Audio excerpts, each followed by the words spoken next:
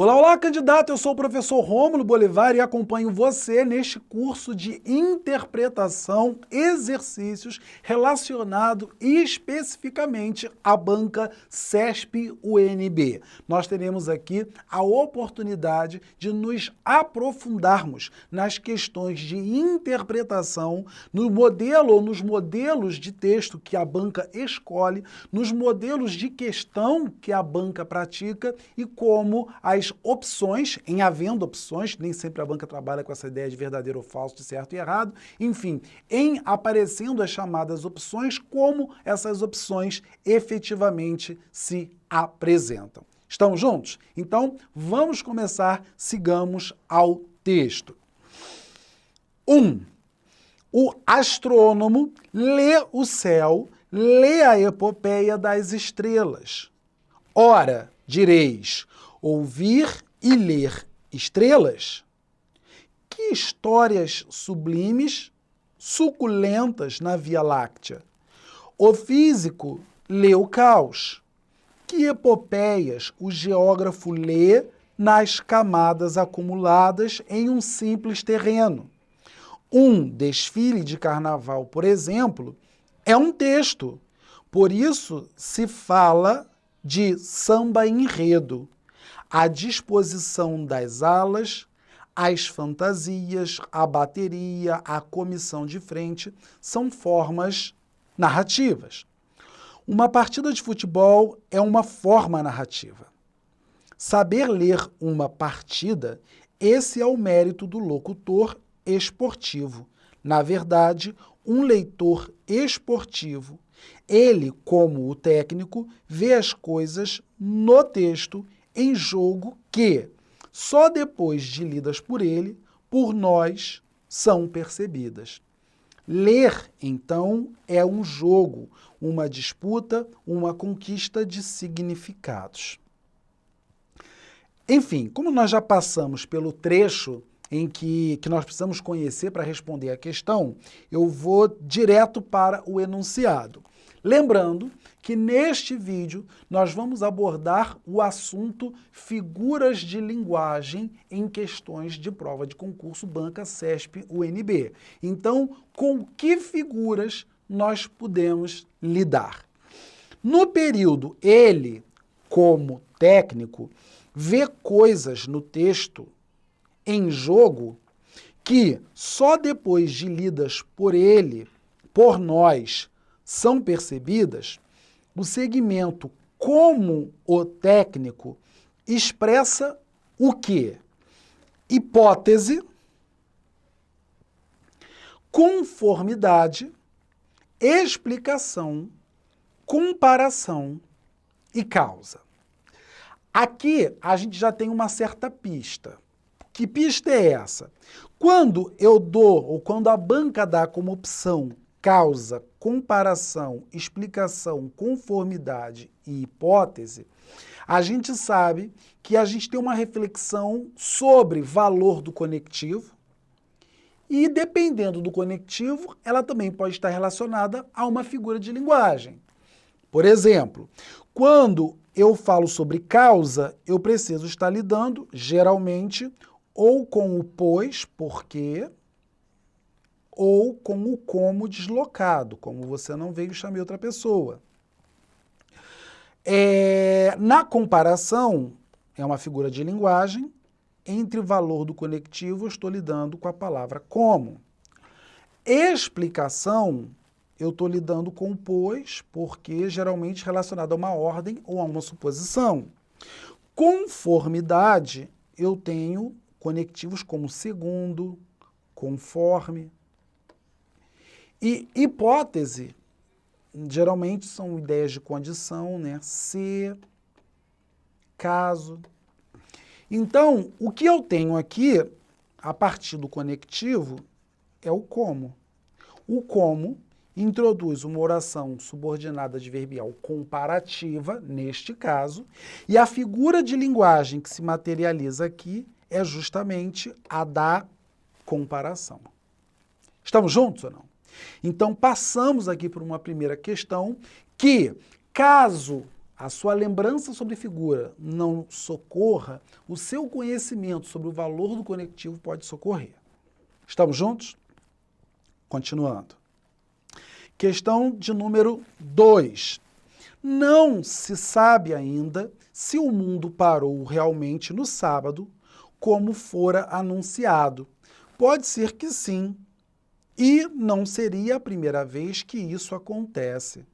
A falta de sinais estrondosos e visíveis não é prova bastante da continuação. Muitas vezes o mundo acaba em silêncio ou fazendo um barulho leve de folha.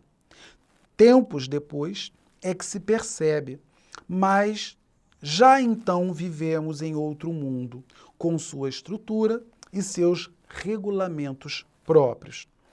Pessoas que aí estão vivas assistiram à morte do mundo em agosto de 1914, mas estavam lendo o jornal e não compreenderam no momento.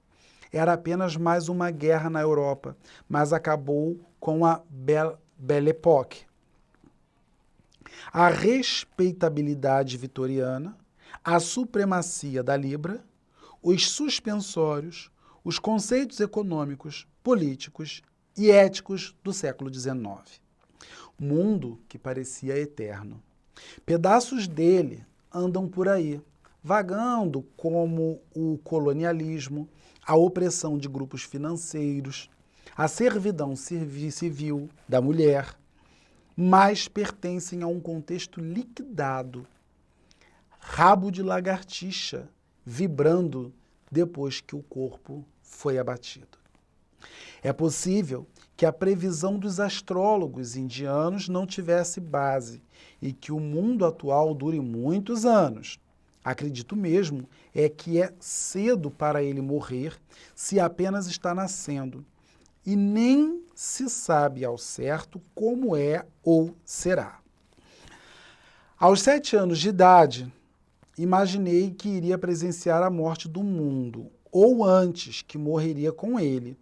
Um cometa mal-humorado, visitava o espaço, mas o cometa de Halley airosamente deslizou sobre nossas cabeças, sem dar confiança de exterminarmos. Os textos do CESP sempre muito interessantes. Infere-se, e aí quando a gente fala de inferência, nós estamos falando da possibilidade de compreender alguma coisa a partir do que está escrito no texto. A inferência é uma conclusão. Aqui eu chego a partir daquilo que está no texto. Então, vamos lá. Se na questão CESP está dizendo assim, João passou meio-dia em frente ao restaurante e entrou no restaurante. Eu posso afirmar que João estava com fome? João entrou no restaurante. Não. Mas eu posso inferir que ele estava com fome? Sim. Por quê? Porque o autor trouxe a informação do horário, trouxe a informação de que entrou no restaurante, talvez o texto ainda dizia que ele nem café da manhã tinha tomado. Percebeu ou não? Então, a inferência é um plano interpretativo que requer um reconhecimento cultural, um conhecimento de discurso, de situação, e não apenas um reconhecimento das marcas textuais. Tudo bem ou não?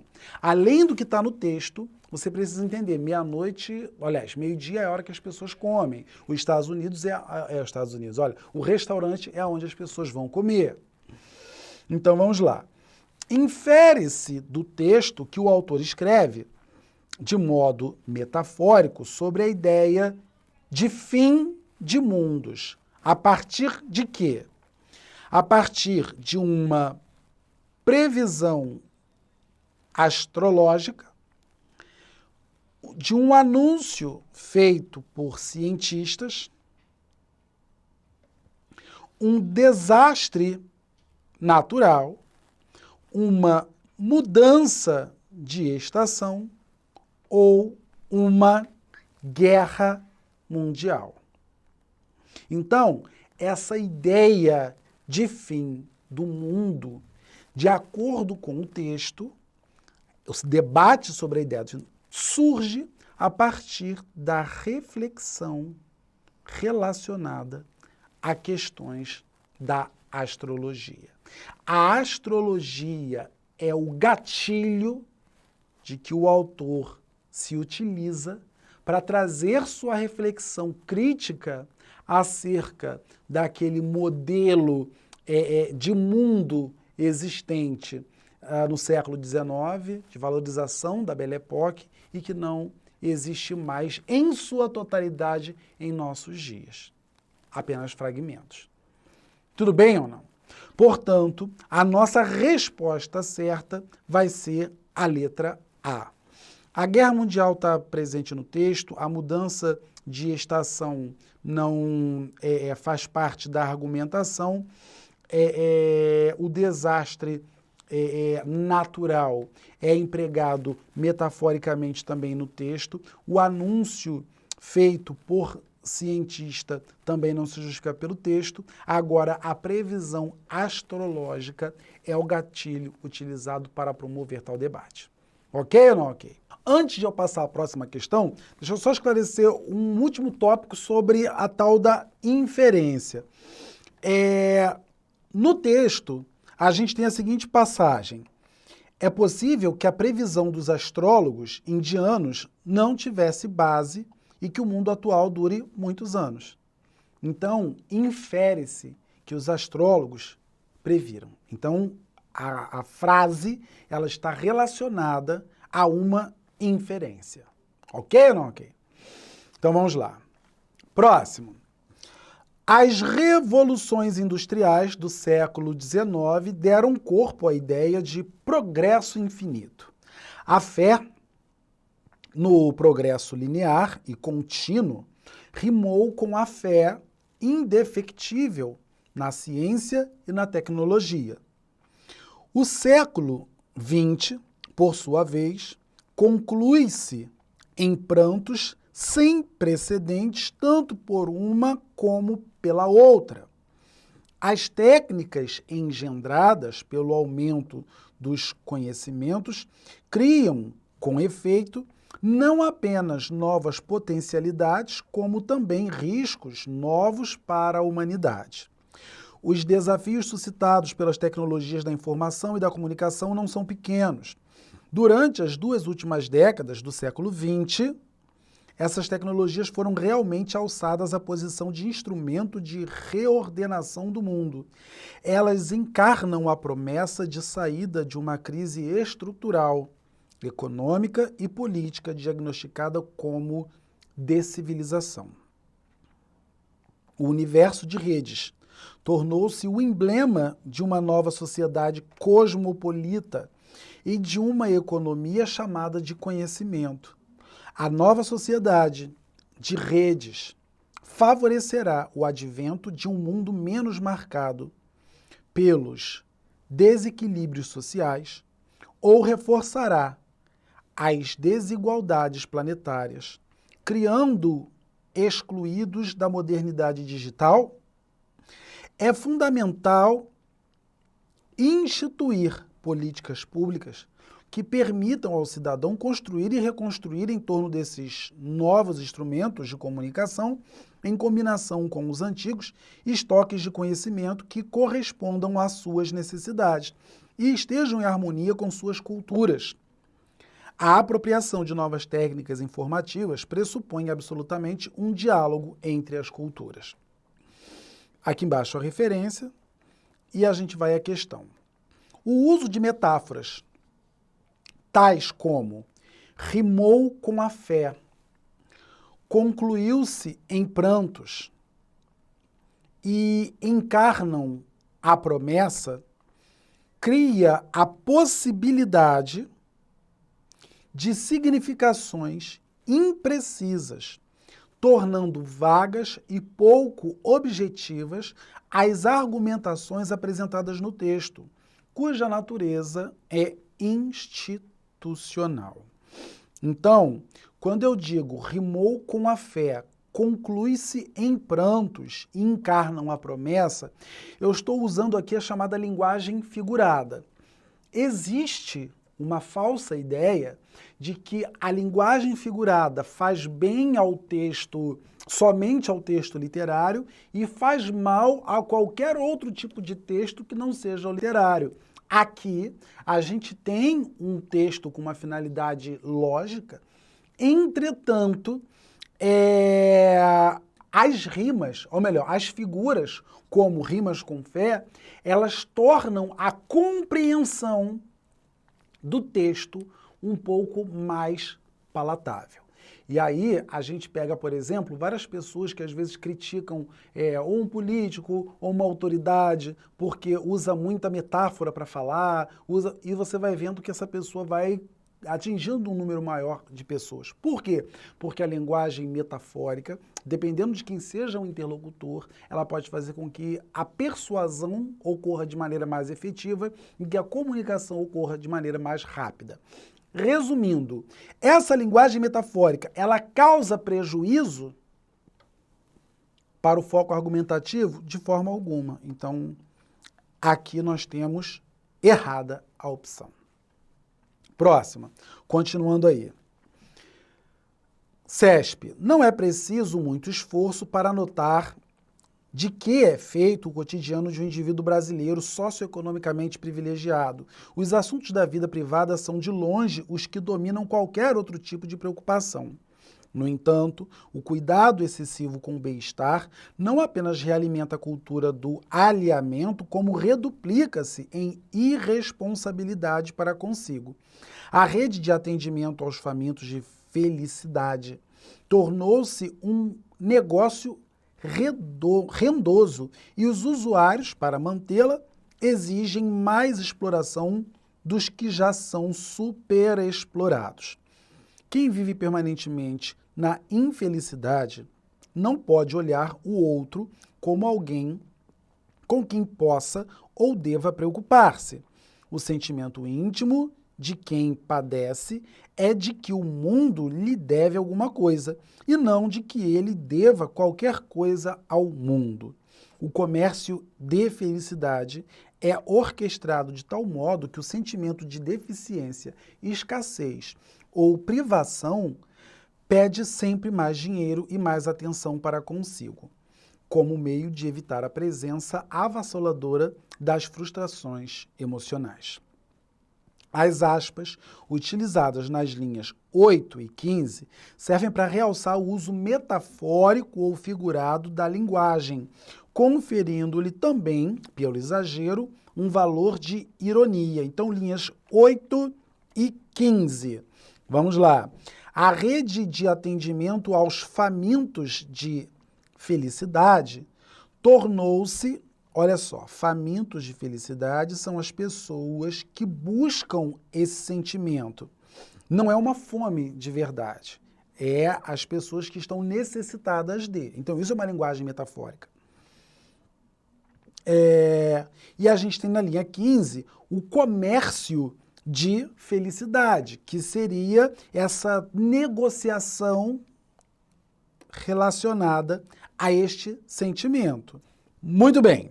As aspas utilizadas nas linhas 8 e 15 servem para realçar o uso metafórico ou figurado da linguagem, conferindo-lhe também, pelo exagero, um valor de ironia. Então vamos voltar a essa linha 8 e 15 para ver se de fato tem aspas. Tem. Já deixei, inclusive, destacado, sublinhado, para a gente encontrar mais facilmente. Os famintos de felicidade, então, são as pessoas que buscam essa felicidade oferecida, esse sentimento. Não quer dizer que eles sejam famintos. Então, é uma linguagem denotativa também de exagero. O comércio de felicidade. Então, as pessoas que negociam com esse sentimento são classificadas como comerciantes. Esse processo é classificado como comércio. Portanto, a gente tem aqui um valor crítico, irônico, que apesar da nomenclatura de comércio e de fome, que é um exagero, uma extrapolação, nos demonstra a capacidade que o uso metafórico ou figurado da linguagem tem. Então, resposta certa é essa substituição de palavras que faz com que haja linguagem figurada, por conta desse exagero na troca das palavras, confere um valor irônico. Estamos juntos ou não? Então, vamos à próxima questão. 5. O homem como ser humano não exclusivamente natural, para legitimar-se no interior da própria história, expressa-se em uma forma de organização social criada pelo moderno sistema econômico de propriedade privada, em que há uma nova confirmação dos poderes humanos e um novo tipo de enriquecimento. O sentimento e o significado históricos nesse sistema são contrários, portanto, à importância de se atribuir as riquezas e os objetos da produção às necessidades vitais humanas, ou seja, sob a égide da propriedade privada, não se transformam as necessidades em verdadeiras necessidades humanas. Não se transformam as necessidades em verdadeiras necessidades humanas, em que o idealismo é a ilusão, e o capricho transformam-se em extravagância. As verdadeiras necessidades se transformam na necessidade do dinheiro e nas necessidades quantitativas e subjetivas que ele mesmo produz. Do uso da conjunção como, subentende-se na argumentação do texto uma comparação entre homem e organização social. Então, vamos à linha 1 e 3. Titio no poder e na elegância. Linha 1. O homem, como ser humano, não exclusivamente natural, para legitimar-se no interior da própria história, expressa-se em uma forma de organização social criada pelo moderno sistema econômico da propriedade privada. Aqui, quando eu digo o homem como ser humano não exclusivamente natural, eu estou dizendo o homem porque é um ser humano não exclusivamente natural, para legitimar-se no interior da própria história, expressa-se em uma forma de organização social criada pelo moderno sistema econômico. O homem é um ser não exclusivamente natural. Ele se forma artificialmente também pelo contexto da sociedade. Então, o homem, porque não é exclusivamente natural, ele se expressa dessa maneira. O uso da conjunção como, que nesse valor não demonstra comparação, demonstra, na verdade, uma ideia de causa, porque equivale a por ser. O homem, por ser um ser humano não exclusivamente natural. Então, o uso dessa conjunção como subentende na argumentação uma ideia de comparação. Não, a ideia não é de comparação, a ideia é de causa. Resposta certa, ou a opção a ser marcada é errada e não certa. Estamos juntos? Ok ou não ok? Então, eu acho que nós ficamos por aqui. Falamos sobre o valor metafórico nas questões. Um grande abraço, a gente se encontra em nosso próximo vídeo. Até lá!